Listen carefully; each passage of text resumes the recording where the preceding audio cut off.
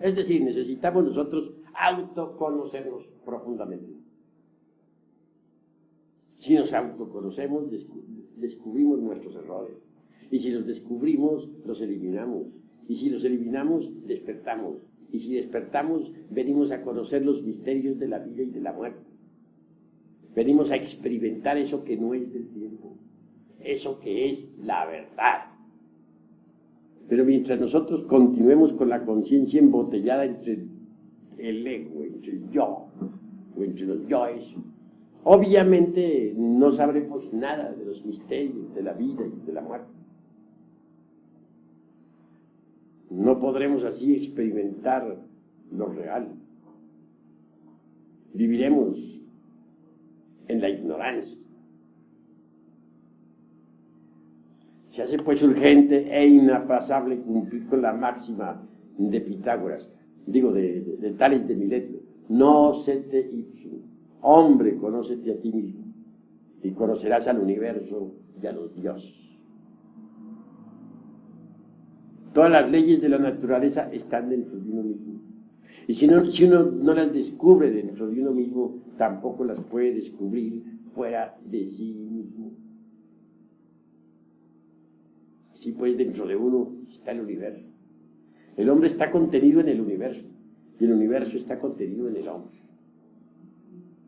Si descubrimos al universo dentro de nosotros mismos, pues lo descubrimos realmente. Pero si dentro de sí mismos no lo descubrimos, tampoco lo podremos descubrir fuera de sí mismos. Eso es obvio. Existen en nosotros posibilidades extraordinarias, pero ante todo debemos partir del principio de nocete ipsum, hombre, conócete a ti mismo, y conocerás al universo y a los dioses. La personalidad, por ejemplo, la falsa personalidad, por ejemplo, es óbice para la verdadera felicidad. Todo ser humano tiene una falsa personalidad que está formada por el engreimiento, por la vanidad, por el orgullo, por el temor, por el egoísmo, por la ira, por la autoimportancia, por el autosentimentalismo, etc. La falsa personalidad es verdaderamente problemática, pero está dominada por ese tipo de yoes que he enumerado. Mientras uno posea la falsa personalidad, en modo alguno habrá de conocer la real felicidad. ¿Cómo la conocería? Si uno quiere ser feliz, y todos tenemos derecho a la felicidad, tiene que empezar por eliminar la falsa personalidad. Pero para poder eliminar la falsa personalidad, tiene uno que eliminar los yoes que la caracterizan, los que he enumerado. Eliminados esos yoes, entonces todo cambia. Se crea en nuestra conciencia un centro de gravedad continua y deviene un estado de felicidad extraordinaria. Pero mientras exista la falsa personalidad, la felicidad no es posible. Debemos tener en cuenta todo eso si es que realmente nosotros anhelamos algún día ser felices. Incuestionablemente, lo más importante en la vida práctica viene a ser precisamente fabricar, o digo yo, cristalizar en la humana personalidad eso que se denomina alma. Alma. ¿Qué se entiende por alma? Todo ese conjunto de poderes, fuerzas, virtudes, facultades, etcétera, del ser. Si uno elimina, por ejemplo, el defecto o el yo de la ira, en su reemplazo cristalizará en nuestra humana persona la virtud de la serenidad. Si uno elimina el defecto del egoísmo. En su reemplazo cristalizará en nuestra humana persona la virtud maravillosa del altruismo. Si uno elimina el defecto de la lujuria, en su reemplazo cristalizará en nuestra alma la virtud extraordinaria de la castidad. Si uno elimina de su naturaleza el odio, en su reemplazo cristalizará en nuestra personalidad el amor. Si uno elimina de la personalidad el defecto, por ejemplo, de la envidia, en su reemplazo cristalizarán en la humana persona la alegría por el bien ajeno, la filantropía, etc.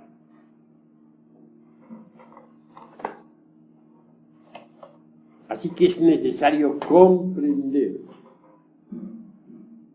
que hay necesidad de eliminar los elementos indeseables de nuestra psiquis para cristalizar en nuestra humana persona eso que se llama alma, un conjunto de fuerzas, de atributos, de virtudes, de poderes cósmicos, etc. Sin embargo, he de decir que no todo es intelecto. El intelecto es útil cuando está al servicio del espíritu, pero no todo es intelecto. Incuestionablemente debemos pasar por grandes crisis emocionales si es que queremos nosotros cristalizar alma en sí mismos.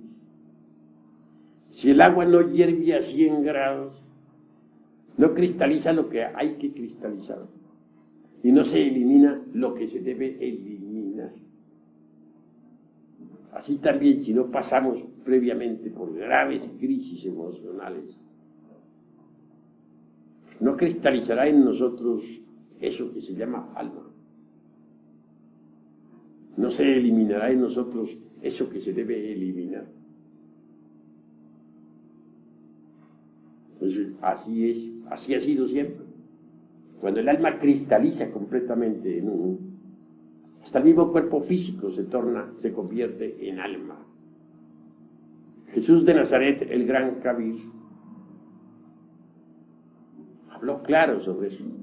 Dijo: en paciencia poseeréis vuestras almas.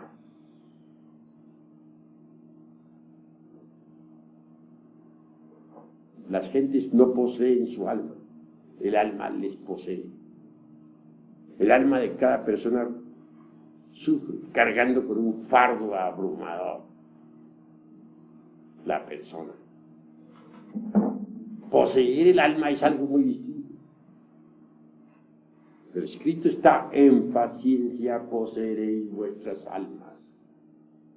Hay yoes muy difíciles de eliminar, defectos terribles, yoes que están en relación con la ley del karma. Cuando se llega a eso, parece como si nos detuviéramos en el avance. Y obviamente que sí. Con infinita paciencia al fin se consigue la eliminación de esos yoes.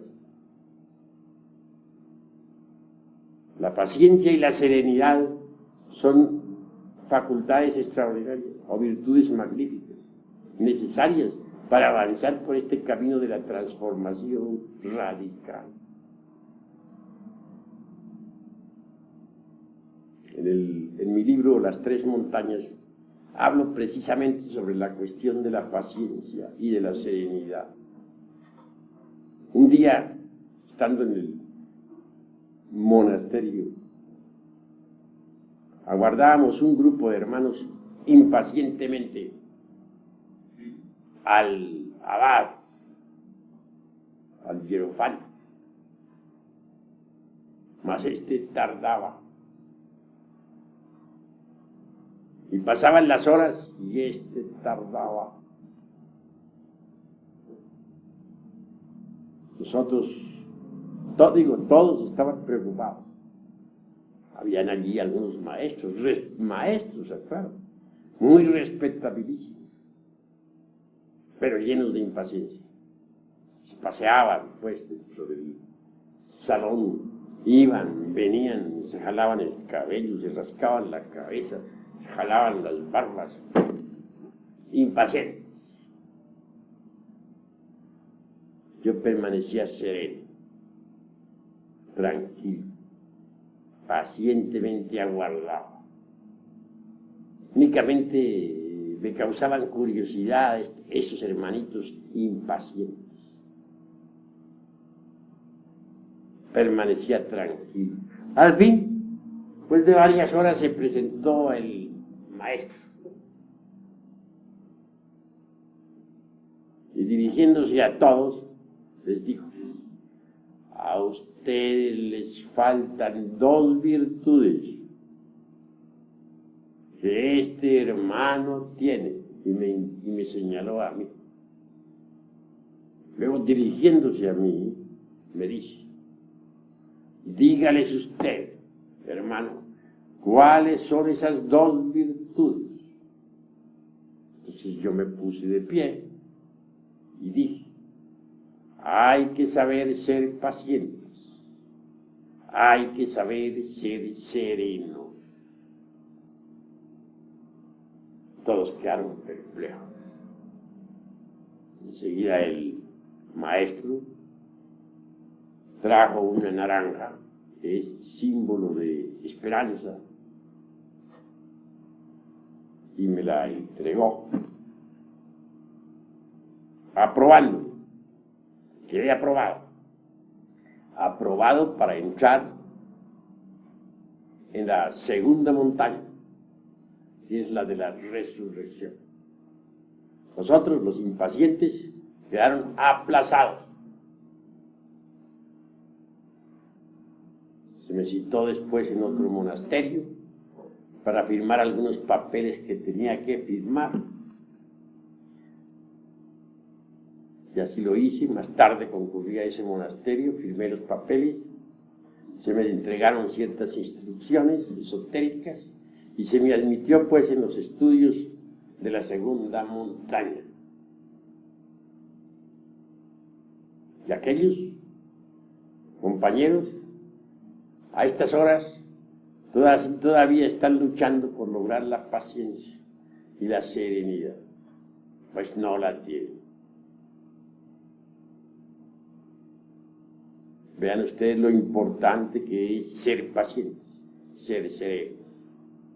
Así, cuando uno está trabajando en la disolución de un yo y por nada de la vida consigue disolverlo, porque se ha vuelto muy difícil, hay yoes así, se relacionan con el karma. No le queda a uno más remedio que multiplicar la paciencia y la serenidad hasta triunfar. Pero muchos son impacientes, quieren eliminar tal o cual yo ya de inmediato, sin pagar el precio correspondiente. Y eso es absurdo. En el trabajo sobre uno mismo se necesita multiplicar la paciencia hasta el infinito y la serenidad hasta el colmo de los colmos. Quien no sabe tener paciencia, quien no sabe ser sereno, fracasa en el camino esotérico. Obsérvense ustedes en la vida práctica. Son impacientes.